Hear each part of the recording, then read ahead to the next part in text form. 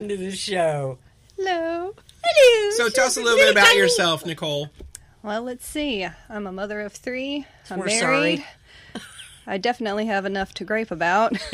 I was in the Navy, so there's a government job for you. That's 5 years of griping. And thank you for your service. Thank you. Yes. And I worked at a grocery store, so yeah, I think I've got enough to feed you all. Oh, good. I hope.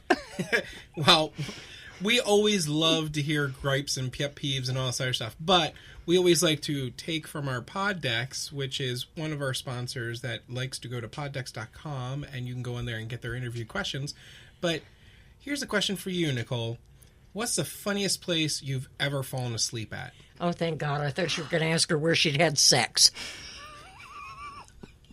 Go ahead, Nicole. Not allowed to talk about that. So, court order. So, anyway, Court ordered sex? the funniest place I believe I have ever fallen asleep would have to be, probably boot camp, because you weren't allowed to fall asleep unless it was time to.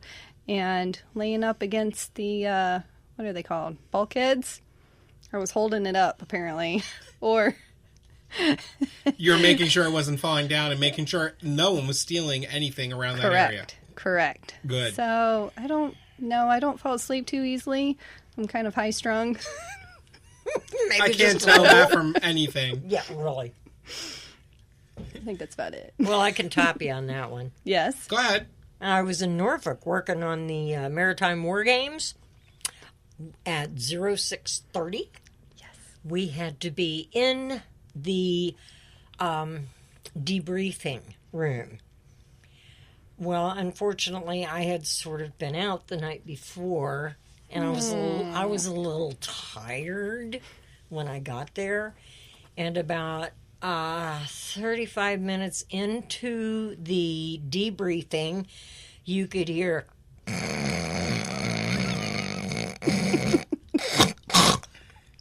and I woke myself up.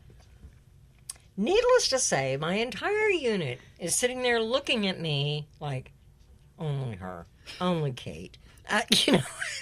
I'm ready to die here. I'm going to get court-martialed. I'm going to go to jail. I'm going to Leavenworth. I don't know what I did wrong. Going to the brig. Don't do the brig. Don't do the brig. Well, luckily, at the time I was in, they didn't allow women on ships. They had just opened up that opportunity. And being a reservist, I wasn't allowed to go on board, which was another pet peeve of mine. Pissed me off. I wanted to go. Wouldn't let me. I enlisted thinking I was going to go to Hawaii. I don't mind. I'm a grunt. I'd love to go to Hawaii.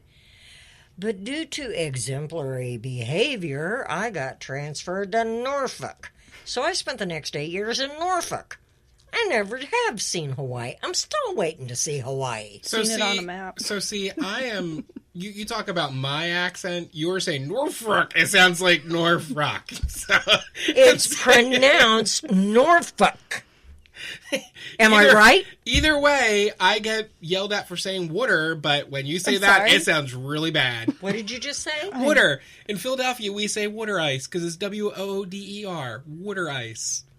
I don't know what that is. I don't either. Well, it's shaved ice. It's water. It's water. Yeah, people say that. I don't buy it. It's water. Water. We call them ices. Ices. ICU? Or snow cones. Yeah, we don't say that in Philadelphia. It is strictly water ice. Water. Yeah, you can keep saying that. It's never going to stick. I'm just telling you. 45 years of my life, it's never going to happen at this point. No, that's another pet peeve. And actually, to tell you the truth, I was at a photo shoot today, and I had a gentleman heard me say water ice, and he goes, "It's water." No, it's water. Water. And he kept saying it all over and over. I'm like, you can keep saying all you want. And he's like, well, we kept pestering his other friend that used to say water ice as well. And his friend finally said, I'm just going to say H2O. I said, well, that's a good way to say around it. I guess so. So you were in the military. What's your favorite pet peeve? My favorite pet peeve? Well, I was sitting here thinking about it as you guys were discussing that.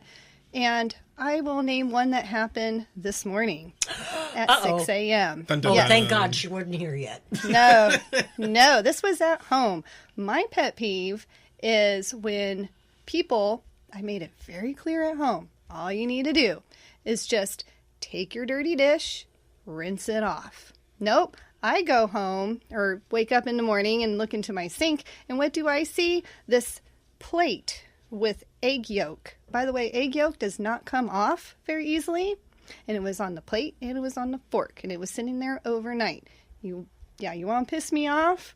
Leave egg yolk on your plate and just let it sit there and marinate. I don't know how hard it is to just take it. Well, it depends on rinse it how long off. it's been sitting in the sink. It was sitting overnight. That's Oh, long well. enough for me. Yeah, For need a a second, chisel.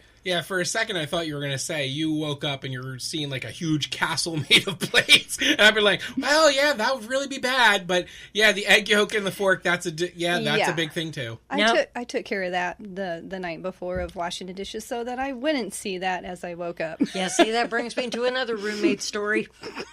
Dun dun dun. I can't help it.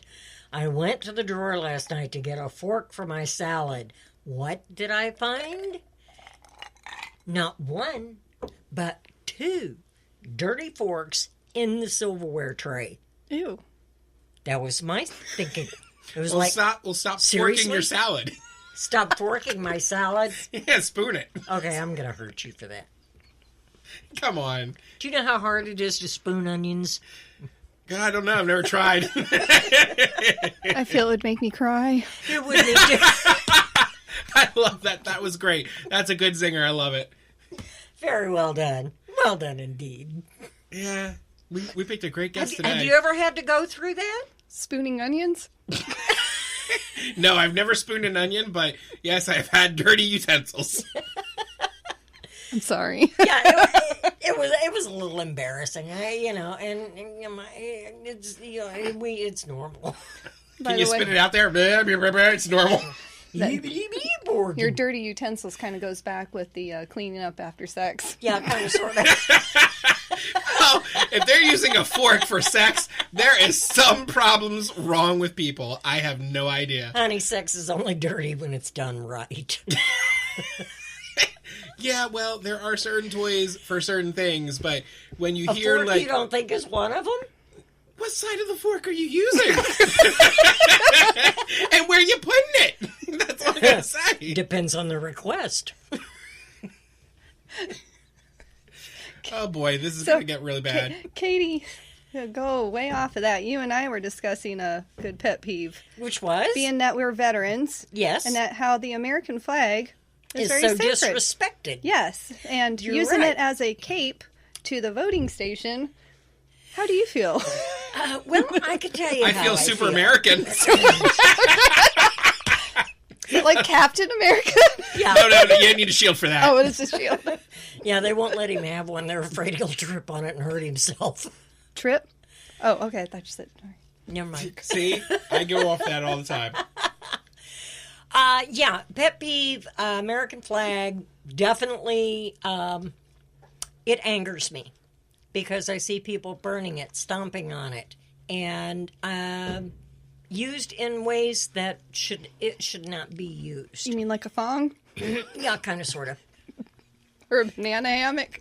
Or a banana hammock, yeah, that too. I don't want you to picture that. Thank you. I think I'm going to drink some more rum and coke right Oh, now. we're trying to figure out what you'd look like in a banana hammock. Please don't. No, let's be serious about this for a minute. We're Yeah. actually being serious. Yeah, we are. Because this is a real thing. This is a real thing. People do not respect America anymore. They haven't for many, many, many years, and it's very sad. I would say things started to change about the time JFK was assassinated, and nothing has been the same since. The American flag was respected for several years after. However, there is an election that happened where all of a sudden the Oval Office was not respected as the Oval Office anymore. At that point, nobody respected Washington ever again. Has not, will not, and never will. Until something serious changes. I don't know what it's going to take. I don't know if it's going to take a new president. I don't know. I really don't. Well, here's the big thing, and people don't understand this, is when you look at the Declaration of Independence and all this other stuff with the forefathers, America is made for the people, by the people. For the people. Yeah, the people are supposed to designate and tell whatever. So guess what? If we don't like the people in the government, we can tell them to get out. But or if we hang on one more term, most of them will die. Well, that's probably true too. But the thing is, we always look at the figurehead, the president, whoever it could be at the time. We always blame the president and all this other stuff. Well, guess what, people? There are people in Congress and Senate that have been on the boards and on those chairs for so many years with no many terms. And they say the same things over and over again and let the whole thing's over. They should be on terms as well. So guess what? After 4 years, you're out, people. We're going to get new people in here. And especially when they went on strike, not once, not twice, but multiple times, they shut down everything. Guess what? If I would have went on strike at my store or whatever, I would have been fired. Guess what? You're fired. Goodbye. We'll get someone else for you. Obama was shooting for a third term. Trump is just trying to get in for a second term. The thing that I don't like, really chaps my hide, is not only are they trampling the icon of our American freedom, they're disrespecting our commander-in-chief. I don't care who he is. Yes. I don't care what the problem is. He is still our commander-in-chief. He was elected duly to office. We owe him our respect. I don't care if he's outspoken. I don't care if he's black. I don't care if he's white. I don't care if he's gay. I don't care if he's purple. He is our commander-in-chief, and he deserves the respect of the people that he helps defend. Yeah, Case closed. Yeah, and the big thing is, and, you know, this is to everyone, even to me, that if you don't like the country or how it's run, you can get out. And Leave. But I'm not telling this to be mean. I'm just being serious. And there's at least 35 people in Hollywood that need to hit the road. Well, They actually, already promised they'd go, but yet their mouths won't stop. Well, actually, to tell you the truth, I heard I don't know, this is all hearsay, but certain Hollywood people have already designated certain dual citizenships to other countries. What do you mean, like Tom Hanks and his wife? Maybe, I don't know, but... They're now citizens of Greece. Yeah. And to tell you the truth, I'm not going to lie. My family was just joking the other day when we were talking about the elections and all this other stuff that I'm not saying who either side, but whoever gets into presidency, we might move to Italy. So I started laughing. I was like, well, there you go. Hey, I could think of worse places to go. Good wine. Hey, at least Yeah, I was going to Tuscany say, Valley. at least their vineyards are still in one piece.